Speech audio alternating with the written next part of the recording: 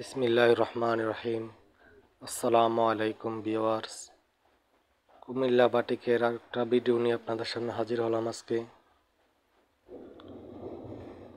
সামনের দিকে আর ভিডিও দিতে পারবো না এই কয়দিন, কারণ ফ্যাক্টরি বন্ধ থাকবে আমাদের। ভিডিওটা দেখতে থাকেন। এগুলো সম্পূর্ণ সুতি শাড়ি বাটিকের, 12 হাত রানিং। আমাদের এখানে ব্লাউজ পিস আলাদা দেওয়া হয় সুতি শাড়ির। এই যে দেখেন সুন্দর সুন্দর শাড়ি কালেকশন।